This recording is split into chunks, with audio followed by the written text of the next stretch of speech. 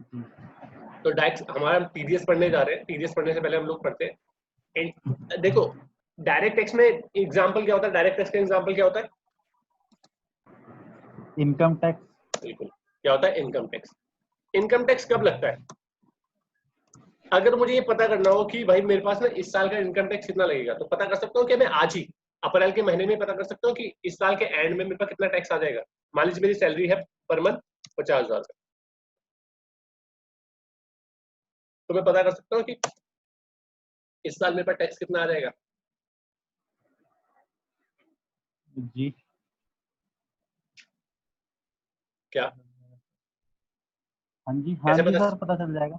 देखो कैसे पता करते हैं, हमें कैसे करना होगा, जैसे 50 लाख 50,000 मल्टीप्लाई बाय 12 तो कितना हो गया? 6 लाख। तो इसका मतलब पूरे साल में मैं 6 लाख रुपए कमाऊंगा। फिर उसके बाद उसको हम स्लैब रेट में डालते हैं। मान लीजिए जो इस साल का स्लैब रेट, अभी मैं एग्जांपल के तौर पर रख रहा हूँ, तो अभी आप एक्चुअल में जाना कि एक्चुअली क्या चल रहा है स्लैब रेट। मैं अभी एक बेस ले रहा हूँ कि जैसे मान लीजिए स्लैब रेट है कि भाई 0 से लेकर 2.5 लाख रुपए तक जिसकी इनकम है, तो 0 से लेकर के 2.5 लाख रुपए तक, 2.5 लाख रुपए तक जिसकी इनकम है, उसके ऊपर टैक्स कितना लगेगा? 0%। ठीक है। फिर 2.5 से लेकर के 5 तक जिसकी इनकम है, उसके ऊपर लगेगा, अभी मैं एग्जांपल ले रहा हूँ, ठीक है, इसे एक्चुअल से लिंक मत करना, उसके ऊपर लगेगा 5% टैक्स। 5% टैक्स। जिसकी इनकम 5 से लेकर के 10 तक है, 5 लाख से 10 लाख रुपए तक, तो उसके ऊपर लगेगा 20%। ठीक है। और जिसकी इनकम 10 से अबव है, 10 से अबव है, उसके ऊपर क्या लगेगा? उसके ऊपर लगेगा 30%। तो अब मुझे, अगर मैं तुमसे पूछता हूँ कि मुझे ये बताओ कि भाई मेरी इनकम 6 लाख रुपए है पूरे साल, तो मेरे को कितना टैक्स देना पड़ेगा? कैसे निकालूंगा?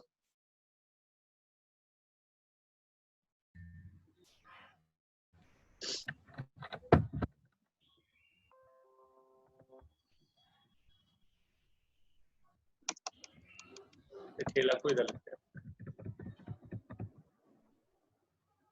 कैसे निकालेंगे? देखो ऐसे निकालते हैं, मैं आपको बता देता हूँ कैसे निकालते हैं। कैसे निकालेंगे कि जो हमारी, यस तो हम लिखते हैं यहाँ पे नीचे,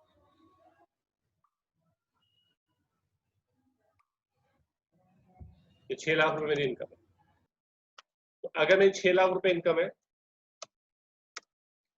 तो भाई पहले 2.5 लाख रुपए तो इसमें क्या होंगे?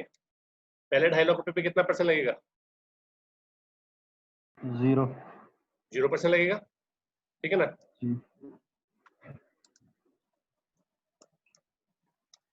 ठीक है, ये हमारा इसमें से माइनस करे ये आएगा, तो इसके ऊपर लगेगा 0%। 0% लगेगा, और 0% लगेगा तो ये कितने वैल्यू कितनी आएगी? 0 ही आएगी सर। ठीक है, 0 ही आएगी। तो इसका मतलब पहले 2.5 लाख रुपए तो कुछ टैक्स नहीं आया। फिर बचा कितना? बचा कितना? 2.5 लाख, 6 लाख रुपए से 2.5 लाख से लेंगे तो कितना बचेगा? 3.5 लाख। 3.5 लाख रुपए बचे। इस 3.5 लाख रुपए में जो नेक्स्ट 2.5 लाख रुपए थे, बोले था ना 2.5 लाख रुपए से ऊपर जितनी वैल्यू होगी, ऐसे नहीं लगता कि जैसे 6 लाख रुपए यहाँ पे फॉल कर रहे हैं तो डायरेक्टली 20% लगा दो, ऐसे नहीं लगता, टुकड़ों में लगता है कि पहले 2.5 लाख माफ, फिर उसके बाद जो नेक्स्ट 2.5 लाख है उसमें 5%। तो जो नेक्स्ट 2.5 लाख होंगे इसमें से माइनस करेंगे तो नेक्स्ट 2.5 लाख, ठीक है, उसके ऊपर कितना परसेंट लगेगा? 5%, 12,500 रुपए। 12,500 आ जाएगा। अब बचा कितना? 1 लाख।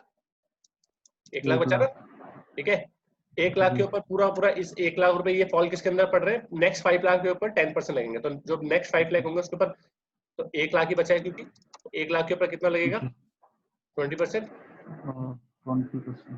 ठीक है, और ये आ गया आपका 20,000, है ना? क्लियर है? तो ये तो आपका क्या हो गया? 0 बचा। अब आपकी इनकम, पूरी इनकम पे टैक्स लग चुका है। ठीक है, पूरी इनकम पे आपके टैक्स लग चुका है। अब आपकी इनकम 0 बची है। आपका टोटल टैक्स अगर मैं बताऊं तो टोटल टैक्स आपका हो गया 3 लाख, तो 32,500। ये हो गया ना आपका पूरा टैक्स जिसके ऊपर आपको टैक्स देना है, मतलब ये आपको टैक्स देना है गवर्नमेंट को। अब इसके ऊपर जो भी रिबेट वगैरह जो भी मिलती है वो तो बात की बात है, फिलहाल हम ये बात करते हैं कि 32,500 आपको टैक्स देना है। ये टैक्स आपको कब देना होगा, कौन से महीने में?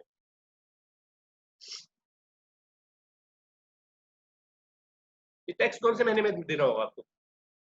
सर ये असेसमेंट ईयर के जुलाई में जाता है सर। नहीं, लायबिलिटी कब जनरेट हो जाती है, वो तो देने की बात होती है, लास्ट डेट आप बता रहे हो। मैं ये बोल रहा हूँ कि लायबिलिटी सर मार्च में जाती है। मार्च खत्म होने के बाद ही हो जाती है ना, अप्रैल में स्टार्ट हो जाती है ना, अप्रैल की पहली तारीख से आपके जिम्मेदारी आ जाएगी ना, या नहीं आएगी? जी जी सर। ठीक है ना, तो इसका मतलब है आपके पास जिम्मेदारी आ गई है, आपके पास जिम्मेदारी आ गई है एकदम मार्च पे, वो मार्च के महीने में आपके पास जिम्मेदारी आ गई है। मार्च खत्म हुआ, आपके पास जिम्मेदारी आ गई 32,500 आपको गवर्नमेंट को टैक्स जमा करना है। अब हुआ क्या, मार्च के अप्रैल के महीने में आपके पास टैक्स की लायबिलिटी आई 32,500, आपकी सैलरी कितनी आएगी, मैं उस महीने कितनी सैलरी है 50,000 रुपए, है ना? अब आपको भाई एकदम से बर्डन कितने का आ गया 32,500 का, भाई हिसाब किताब आपका बिगड़ जाएगा, नहीं बिगड़ जाएगा? अप्रैल के महीने में आप बोलोगे कि 50,000 रुपए सैलरी है मेरी और एकदम से टैक्स देना पड़ रहा है 32,500, तो आपने गवर्नमेंट को बोला सर एकदम से आपने मेरे पर बर्डन डाल दिया, मेरी सैलरी कितनी है 50,000 रुपए, आप बोल रहे हो 32,500 रुपए मुझे टैक्स दो आप, तो मैं कैसे दूं आपको इतना टैक्स, मेरा तो पूरा हिसाब किताब बिगड़ जाएगा, पूरे महीने का बजट ही हिल जाएगा। तो गवर्नमेंट कह रही है कि भैया आपने बचा के क्यों नहीं रखे, हर महीने बचा के रखते हैं पैसे। बोलेगा सर कहाँ बचते हैं पैसे, आप बताओ आप कैसे बच जाएंगे, इतना खर्चा है, बच्चों की फीस जाती है, ये लोन की किस्तें कटती है, ऐसे करता है, घर का ये काम होता है, तो मैं तो नहीं बचा पाता, बड़ा मुश्किल है मेरे लिए तो, और मैं बचाने की कोशिश भी करता हूँ तो कभी एकदम से निकल जाता है, तो मेरे लिए तो बड़ी मुश्किल होगी। आपने तो एकदम से बर्डन दे दिया कि एकदम से बोल दिया कि 32,500 रुपए दो, मैं कहाँ से दे दूंगा आपको एकदम से, और मैं दे भी दूंगा तो मेरे तो घर पूरा महीने का बजट हिल जाएगा, मैं कैसे करूंगा, सर्वाइव कैसे करूंगा? तो गवर्नमेंट इसको इस बात में लॉजिक लगा कि यार हो, एक्चुअली बात ये है कि भाई अगर हम किसी को बोलेंगे ना कि यार हर महीने 2,000 रुपए सेव करते हो, तो वो करता तो रहेगा, लेकिन एक दिन ऐसा आएगा, साल के एक दिन ऐसा आएगा जिस दिन उसको पैसे की जरूरत पड़ेगी और पैसा उस सेविंग को निकाल लेता है, तो सेव ही नहीं कर पाता, कोई भी बंदा सेव नहीं कर सकता। तो गवर्नमेंट ने क्या कहा, गवर्नमेंट ने कहा एक काम करे करो, इस बार तो टैक्स जमा कर दो ऐसे एक लमसम में, अगली बार से ऐसे करो कि आप ना हर महीने जो, एक काम करो इसको, ये आप निकाल लो अप्रैल के महीने में, आप इसको निकालो और डिवाइड बाय 12 कर दो, तो 12 करोगे तो कितनी वैल्यू आ जाएगी बताओ भाई? अगर हम इससे डिवाइड बाय 12 करेंगे तो आ जाएगी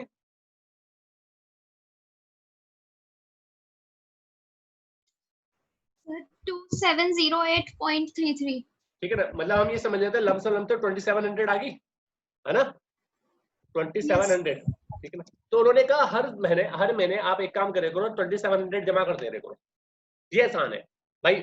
50,000 में से 32,500 देना मुश्किल है, 2,500-700 रुपए देना आसान है, तो ये किस्तें बना दी उन्होंने एक किस्म से कि हर महीने ना आप ये जमा करते रहे, अपने आप कैलकुलेशन निकालो। गवर्नमेंट ने किससे बोला, हम लोगों को, कि अपने आप कैलकुलेशन निकालो अप्रैल के महीने में और उसे 12 से डिवाइड कर करके जितना भी हर महीने का आ रहा है अपनी सैलरी में से इतना पैसा हर महीने जमा करते रहो, तो आपको एट द एंड मंथ के एंड में कोई भी टैक्स देने की जरूरत नहीं पड़ेगी, ये बर्डन आपका हो जाएगा रिलीज। तो ये मैंने आपको बताया। अब मैंने ये कुछ तुम लोगों को बताया, तुम लोगों में से कुछ तो थे ईमानदार, कुछ तो थे दिमाग चलाने वाले। तो जब किसी की जेब से पॉकेट से पैसा जाता है ना, तो वो बहुत सारी दिमाग आता है कि यार कैसे टैक्स की चोरी करी जाए, टैक्स को कैसे बचाया जाए, क्या कोई ऐसा तरीका होना चाहिए जिससे टैक्स बच जाए मेरा।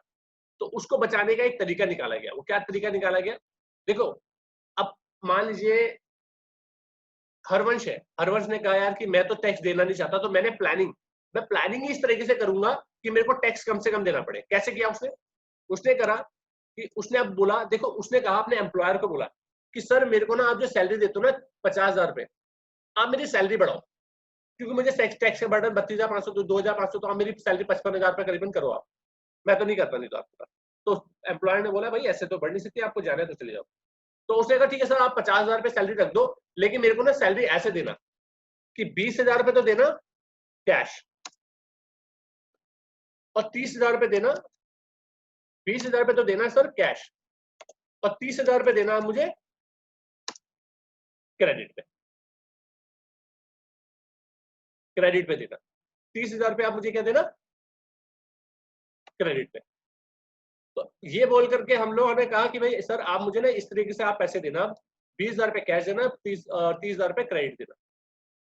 उसने कहा यार ऐसे कैसे मैं तो उसने कहा कि सर ये मेरे को, मैं कैसे, मतलब ये ठीक है, चल ठीक है, एक काम करते, मेरी जेब से तो 50,000 रुपये जाना है, तो 30,000 रुपये कैश ले देना, क्रेडिट, सॉरी क्रेडिट बोल रहा हूँ मैं, ठीक है,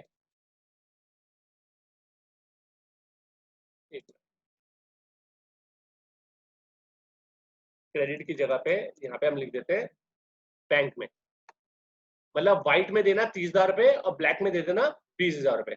ये मेरी बात हुई उससे। अब ये जब मेरी बात हुई तो उसके बाद अब मैंने क्या कहा, उसने मुझे 30,000 रुपये देने लगे, बैंक मेरे अकाउंट में आने लगे, तो ये 30,000 रुपये मेरे बैंक में आने लगे।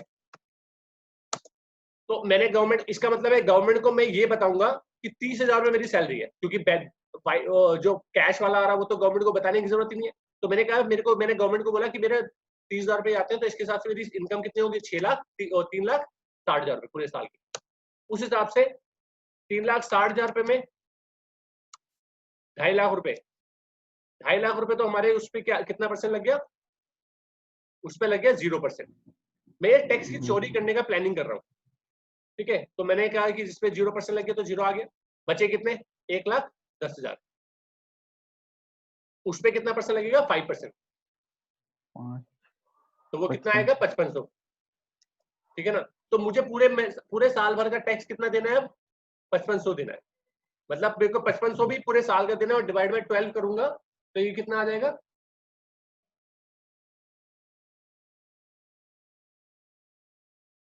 ये आ जाएगा आपका 458, मतलब 460 रुपए।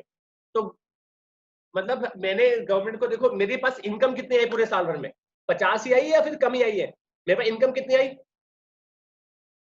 इनकम पूरी 50 ही आ रही है ना, कैश आ रही है 20,000 रुपए, बैंक में 30,000 रुपए आ रहे हैं। लेकिन मैंने गवर्नमेंट को क्या बताया, जो बैंक वाली थी वही बताई कि मेरे पास सिर्फ मेरी सैलरी जो 30,000 रुपए है सर, 30,000 रुपए, चाहे देख लो आप मेरे अकाउंट में कितना पैसा आता है, देखा 30,000 रुपये आता है, तो 30,000 के हिसाब से 3,60,000 रुपए बन गए, और टैक्स का इसकी लाइबिलिटी निकाली तो 460 रुपए, मतलब इनकम कमाई 6 लाख रुपए, लेकिन टैक्स कितना दिया, 5,500 रुपए। देना कितना था, 32,500। ये हमने प्लानिंग करनी स्टार्ट कर दी। और इतनी मेहनत मैं क्यों कर रहा हूँ, क्योंकि ये मेरी जेब से जाने वाला है भाई। अगर मैं एग्जाम्पल के तौर पर तुम्हें बोलने लगूं, आज मैं तुम्हें बोलने लगूं, एक काम करना भाई, कल मैं तुम्हें ना घुमाने के लिए लेके जाऊंगा, तो आप मुझसे ये नहीं पूछोगे कहाँ ले जाओगे सर, कैसे कैसे करोगे, क्या करोगे, आप बोलोगे ठीक है सर कब आना है बता देना, मैं ये बता दो, अगर बताना चाहते हो कि कब कहाँ लेके जाना है तो बता देना।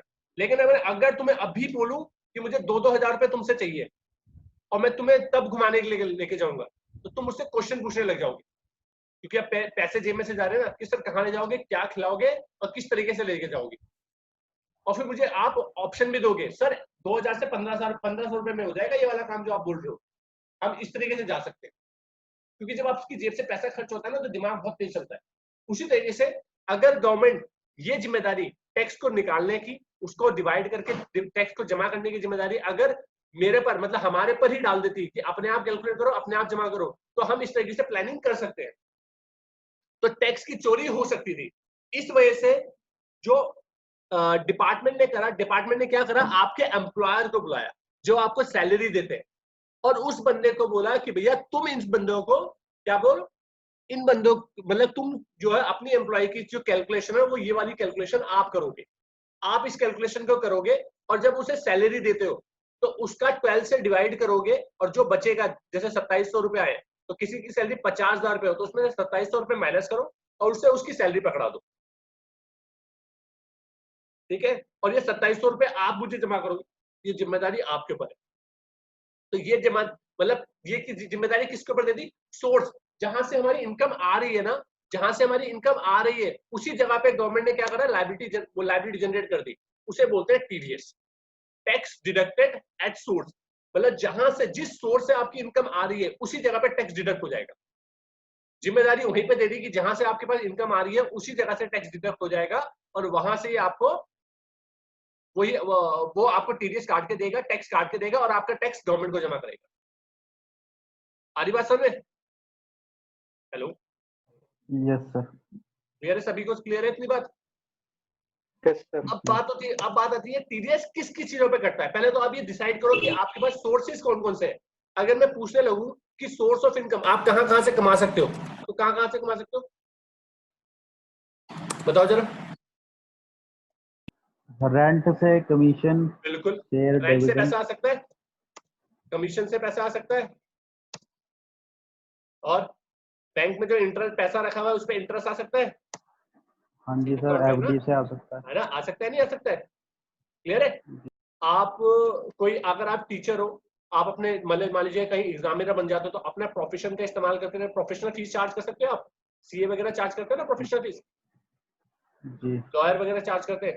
तो अगर आप लॉयर हो तो प्रोफेशन कहीं पे अपना प्रोफेशन इस्तेमाल करके कोई चार्ज करते हो तो ये भी ले सकते हो। तो ठीक है ना, कहाँ से कमा सकते हो? सैलरी से कमा सकते हो।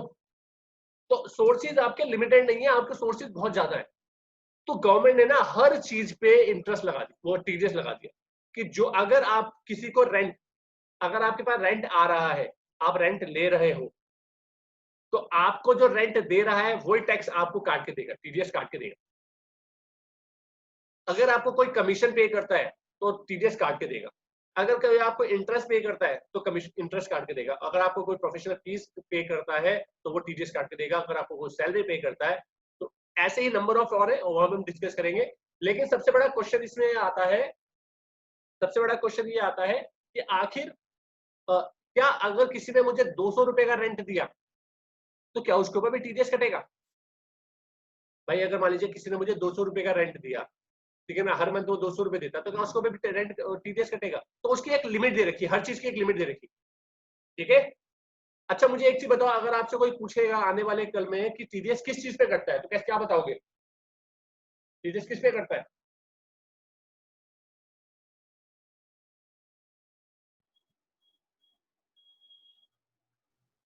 टीडीएस इनकम का सोर्स होता है। टीडीएस किस पे कटता है? सैलरी वगैरह पे, और जहाँ से इनकम सोर्स जनरेट हो रही है। मतलब इन एंड ऑल अगर मैं बोलूं तो इनकम, जहां से मेरी इनकम आ रही है। ठीक है? नहीं, हमें ऐसा नहीं बोलना। टीडीएस जो करता है वो खर्चों पे करता है, क्योंकि टीडीएस की जो लिमिट लायबिलिटी है ना वो पे करने वाले के ऊपर होती है। तो उसके लिए रूलिंग है, वो उसी से पूछा जाएगा कि भाई तू जो टीडीएस है वो कब काटेगा? तो वो लेगा जब मैं इस तरीके के खर्चे करूंगा। अगर मैं किसी को रेंट देता हूं तो टीडीएस काटूंगा, अगर मैं किसी को कमीशन देता हूं तो टीडीएस काटूंगा, अगर मैं किसी को इंटरेस्ट देता हूं तो टीडीएस काटूंगा, अगर मैं किसी को प्रोफेशनल फीस देता हूं टीडीएस काटूंगा, सैलरी देता हूं टीडीएस काटूंगा।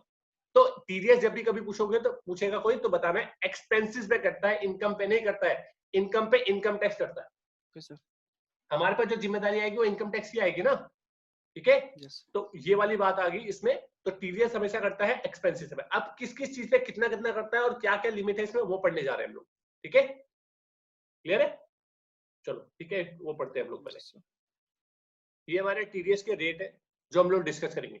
इसकी एक लिमिट है, साइज बढ़ा लेते हैं। तो आपको मैंने कुछ जो इंपॉर्टेंट है वही बता रहा हूँ।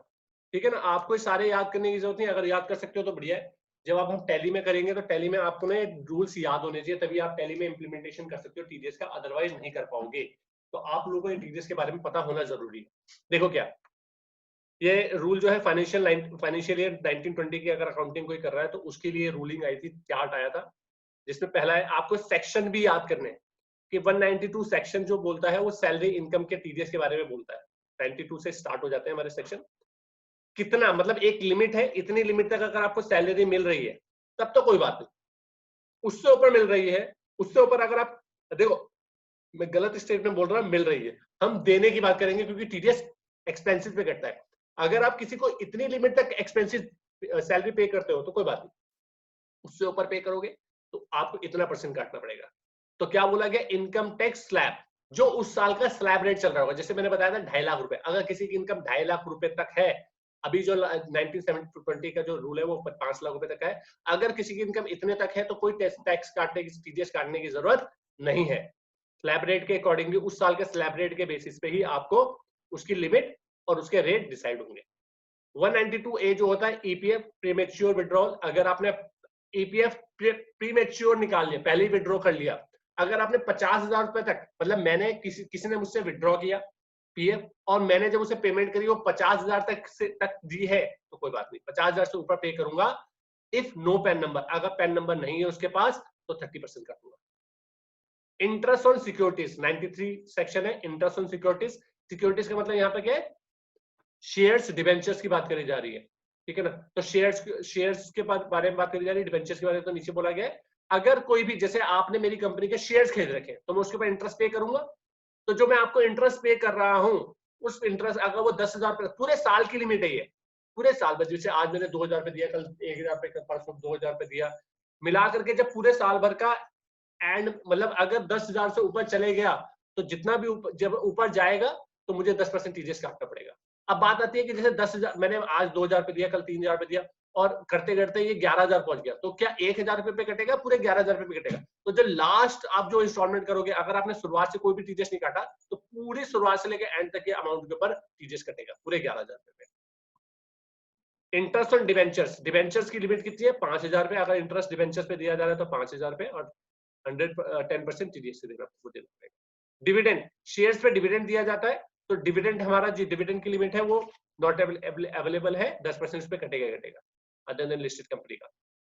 Interest other than securities by the post office, मतलब क्या है? ये पोस्ट ऑफिस, जैसे मान लीजिए आपका बैंक में पैसा है, अब आपका बैंक में पैसा है तो आपको एक 40,000 रुपए की लिमिट है कि अगर आपके बैंक से इंटरेस्ट जो मिल रहा है, आपको जो भी आपके बैंक में पैसा है उससे इंटरेस्ट जो मिल रहा है वो अगर 40,000 रुपए तक मिल रहा है तो कोई बात नहीं, उससे ऊपर मिलेगा तो 10% टीडीएस कटेगा। ठीक है, ठीक है। और सीनियर सिटीजन के लिए 50,000 रुपए। Interest other than securities by the other, ठीक है ना, उसके लिए 5,000 की लिमिट है। अगर इसके अलावा कहीं और से इंटरेस्ट, अगर आप इंटरेस्ट पे कर रहे हो, ये तो वह बैंक अगर इंटरेस्ट पे कर रहा है या पोस्ट ऑफिस इंटरेस्ट पे कर रहा है, ठीक है ना, सिक्योरिटीज को छोड़ करके, तो उस केस के लिए लिमिट है। अगर कोई बैंक के अलावा कोई और बंदा टैक्स इंटरेस्ट पे कर रहा है तो 5,000 रुपए तक लिमिट है। अगर इतना तक दे रहा तो कोई बात नहीं, उससे ऊपर देगा तो 10% है। फिर उसके बाद है विनिंग फ्रॉम लॉटरी। अगर आपने कौन बनेगा करोड़पति में गए और आपने पैसा जीत के लाए, अगर आपने लॉटरी जीती है तो अगर कोई मेरे यहाँ लॉटरी खेलने के लिए आता है और मैं उसे प्राइज, कोई मेरे से 10,000 रुपए से ऊपर तक का प्राइज जीतता है तो मुझसे 30% का टीडीएस काटूंगा। हॉर्स रेस में विनिंग करता है तो 10,000 की लिमिट है। इंश्योरेंस कमीशन है, ठीक है ना, पेमेंट करते हैं हम लोग, 15,000 की लिमिट है, 5% टीडीएस कटेगा। 94D सेक्शन बी याद करने, ठीक है ना। लाइफ इंश्योरेंस पॉलिसी ले रखी है, 1 लाख रुपए तक की पेमेंट कर रहे हैं अगर हम, तो कोई बात नहीं, उसके ऊपर पे करेंगे तो 5%, अर्लियर पहले 1% था। एनएससी डिपॉजिट हो रखी है, अगर आपने पेमेंट आपने मान लीजिए मेरे यहाँ एनएससी जमा कर रखी थी और मैंने आपको एनएससी दी है तो उसका पेमेंट करा है, तो अगर मैंने 2,500 से ऊपर दिया तो 10% टीडीएस कटेगा। कमीशन और सेल्स और लॉटरी टिकट, लॉटरी टिकट का कमीशन पे अगर मैं डीलर का हूं और मैं आपको बेच रहा हूं तो उस पे वो जो इनकम आपके पास आ रही है उस केस में 15,000 रुपए की limit. Commission on brokerage, brokerage ये वाला याद रखना है 94H। कमीशन और ब्रोकरेज, अगर कमीशन की बात आ रही है तो 15,000 की लिमिट है, 5% टीडीएस है। लैंड 94I है रेंट के लिए, रेंट ऑन लैंड, बिल्डिंग और furniture, rent on plant and machinery, मतलब अगर आपने लैंड, बिल्डिंग किसी की, मतलब मैंने मान लीजिए किसी की लैंड, कोई भी बिल्डिंग जो है वो रेंट पे ले रखी है या फर्नीचर या लैंड, और उस पे मैं जो रेंट दे रहा हूँ 24,000 रुपए, मतलब 20,000 रुपए महीना, 20,000 रुपए महीना अगर दे रहा हूँ तो कोई बात नहीं, 20,000 से ऊपर पे महीना दे रहा हूँ तो 10% टीडीएस कटेगा, पूरे साल का 2,40,000 रुपए। अगर प्लांट एंड मशीनरी ले रखे हैं तो उसके लिए लिमिट है 2,40,000 रुपए की सेम, लेकिन टीडीएस जो कटेगा वो 2% कटेगा। ठीक है, अगर बात करते हैं 94I, rent tenant has to be deduct TDS, अगर TDS individual who are not liable to audit, मतलब जिसे ऑडिट करवाने की जरूरत नहीं है, उसके लिए है 50,000 की लिमिट है, 5% का टीडीएस है। ठीक है, ये हमारे और कुछ है, जैसे मैं पढ़ लेता हूँ। Transfer of involve property other than agriculture, अगर आपने कोई प्रॉपर्टी बेची है 50 लाख रुपए तक बेची है तो कोई बात नहीं, 50 लाख रुपए से ऊपर बेची है तो 1% एग्रीकल्चर लैंड को छोड़ के। अगर आपने इंफ्रास्ट्रक्चर बॉन्ड के ऊपर कोई इंटरेस्ट पे करा है तो उसकी कोई लिमिट नहीं है, 5% टीडीएस कटेगा। इंटरेस्ट ऑन सर्टेन बॉन्ड है एंड गवर्नमेंट, उसके ऊपर भी नॉट एप्लीकेबल, 5% टीडीएस कटेगा। एक प्रोफेशन का होता है जो इसमें नहीं है, 194J, 194J की लिमिट है, अगर आप किसी को प्रोफेशनल फीस पे कर रहे हो तो 30,000 तक की लिमिट है, 30,000 तक अगर दे रहे हो तो कोई बात नहीं, उसके ऊपर दोगे तो 10% कटेगा। बात समझ में आ रही? Hello, yes sir. कोई समझ, कोई दिक्कत आई है तो मुझे बताओ। तो एक सर जैसे कहीं किसी को हम रेंट दे रहे हैं और 30,000 रुपए पर मंथ दे रहे हैं, तो सर 10% तो जैसे अगर 30,000 में बात तय हो रखी तो हमें जेब से देना पड़ेगा टीडीएस? बिल्कुल, टीडीएस काट के देना पड़ेगा। अब बात लेकिन क्वेश्चन ये आता है कि हम कहाँ देते हैं, हम किसी का घर ले लेते हैं, हम रेंट पे टीडीएस काट के देते हैं कोई? नहीं देते नो ना? सर। हाँ, तो ये चीज ध्यान रखनी है। जैसे मान लीजिए मैं डॉक्टर के पास गया, अब हम डॉक्टर के पास जाते हैं, इलाज करवाते हैं, लाखों रुपए खर्च हो जाते हैं। यहाँ तो 30,000 की बात करी गई है, वहां तो लाखों रुपए खर्च हो जाते हैं, तब भी हम टीडीएस नहीं काटते। बात समझ रही? नहीं सर। हम लॉयर के पास जाते हैं तो लॉयर से हम काम करवाते हैं, और लॉयर से काम करवाने के बाद हम उसका टीडीएस को ना काटते हैं, जो टीडीएस काट के उसे पेमेंट करेंगे। नहीं, ये टीडीएस काटने की जिम्मेदारी सिर्फ उसके ऊपर है जिसके पास 10 नंबर होता है। एक नंबर होता है जिसे बोलते हैं 10 नंबर। क्या बोलते हैं? 10 नंबर। हाँ, क्या बोलते हैं? 10 नंबर बोलते हैं जिसको।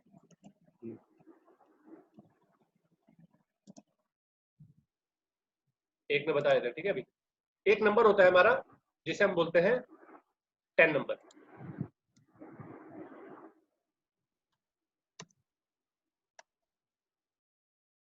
टीडीएस काटने की जिम्मेदारी उसी के ऊपर होती है जिसके बाद ये 10 नंबर होता है। ये हमारा कुछ डिजिट का होता है। इसके जो ऐसा होता है, ये 1 2 3 4 5 5 अल्फाबेट होंगे, फिर 4 न्यूमेरिक होंगे, जैसे 10 नंबर होता है ना वैसे, और ये एक अल्फाबेट होगा। 10 नंबर में 5 4 1 होता है, इसमें 4 1 4 5 4 1, उसमें 4 5 1 होता है, 4 अल्फाबेट, 5 न्यूमेरिक, एक अल्फाबेट। इसमें 5 अल्फाबेट, 4 न्यूमेरिक और एक अल्फाबेट होता है, ठीक है ना। 10 नंबर आपके पास अलॉटेड होता है। 10 नंबर उसी को मिलता है जो कॉर्पोरेट एंटिटी है। तो टीडीएस काटने की जिम्मेदारी इंडिविजुअल के ऊपर नहीं होती, इंडिविजुअल के लिए ऊपर नहीं होती है। ये टीडीएस काटने की जिम्मेदारी किसके ऊपर होती है? जो अदर होते हैं, कंपनी के अलावा कोई और बंदा है तो उसके ऊपर टीडीएस की, मतलब कंपनीज वगैरह जो इंडिविजुअल है उन्हें छोड़ करके जो अदर होते हैं उनके ऊपर जिम्मेदारी होती है, जो बिजनेस कर रहे हैं तो वही काटेंगे टीडीएस, उसके अलावा कोई और नहीं काटेगा। मान लीजिए मैंने मान लीजिए आपको ना मैं सैलरी दे रहा हूँ और आपकी इनकम जो है 6 लाख रुपए है, और मैं मान लीजिए या एक काम एग्जांपल के तौर पर मानते हैं कमीशन, आपको मैंने कमीशन दिया 60,000 रुपए, और आपकी जो 60,000 रुपए मैंने आपको कमीशन दिया, और लिमिट जो है इसकी वो कितनी है? 15,000 रुपए। अगर 15,000 रुपए पूरे साल भर में दोगे तो कोई बात नहीं, उसके ऊपर दोगे तो 5% देना पड़ेगा, टीडीएस काटना पड़ेगा। तो अब मैं आपका कितना परसेंट करूंगा? 5% काटूंगा, है ना। मतलब 5% इसमें टीडीएस काटूंगा और आपको पैसा दे दूंगा। 60,000 में 5% निकालूंगा तो कितना आ जाएगा? 3,000 जी। 3,000 रुपए आ जाएगा। 3,000 रुपए माइनस कर करके आपको दे दूंगा मैं 5,57,000 आपको मैं पैसे दे दूंगा। ये आपको मैं काट के पैसे आपके हाथ में दे दूंगा कि भाई चलो आप अपना काम कर लेना इसमें, और ये टैक्स में जमा करूंगा गवर्नमेंट को। लेकिन अगर मान लीजिए जिसका मैं टीडीएस काट रहा हूं उसके पास पैन नंबर नहीं है, क्या नहीं है? Pan number. अगर किसी भी इंडिविजुअल के पास किसी के पास ही पैन नंबर नहीं है जिसके बाद मैं टीडीएस काट रहा हूं, ठीक है ना, पैन नंबर नहीं है,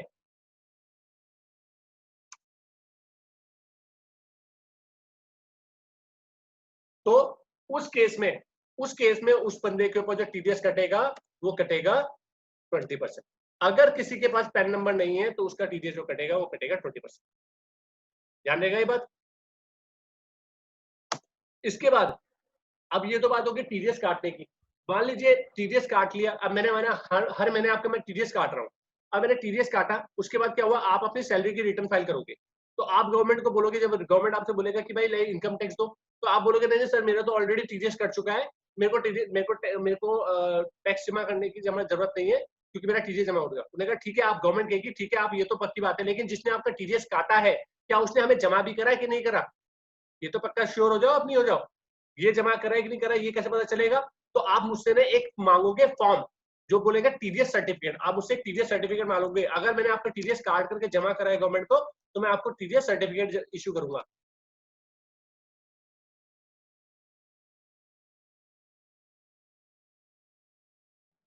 सर्टिफिकेट, ठीक है ना। सर्टिफिकेट जो होगा वो आपका क्या होगा? आपको अगर सैलरी वाला जो मेरे पास आएगा, जिसका सैलरी में मैंने टीडीएस काटा होगा, उसको मैं जो फॉर्म दूंगा वो दूंगा फॉर्म 16। फॉर्म 16 जो टीडीएस का नाम, सर्टिफिकेट का नाम होता है फॉर्म 16। और अदर सैलरी के अलावा जिनका मैंने टीडीएस काटा हुआ है उनको मैं फॉर्म दूंगा। वो कौन सा फॉर्म दूंगा? फॉर्म किसी को पता है? 16A, करेक्ट है, फॉर्म 16A। ये एनुअली, ये जो निकलता है ये मैं एनुअली दूंगा आपको, और ये जो आपको मिलेगा ये क्वार्टरली मिलेगा।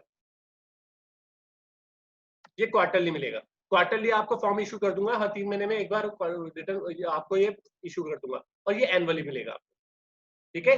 तो इससे क्या होगा, आपने जब रिटर्न फाइल करोगे तो आपका जो होगा आपको टैक्स जमा करने की जरूरत नहीं पड़ेगी, क्योंकि आपका टीडीएस ऑलरेडी जमा हो चुका है गवर्नमेंट, तो उससे आपको छूट मिल जाएगी। नेक्स्ट आपके बात आते हैं कि अगर मान लीजिए, देखो इसकी, अब जैसे मैंने आपका टीडीएस काट तो लिया है, लेकिन गवर्नमेंट को जमा भी तो करना होगा। हेलो, समझ में आ रहा है? Yes sir. ठीक है, मैं आधी थोड़ी सी क्लास और बची है, उसको हम लोग अभी नेक्स्ट सेशन में करते हैं।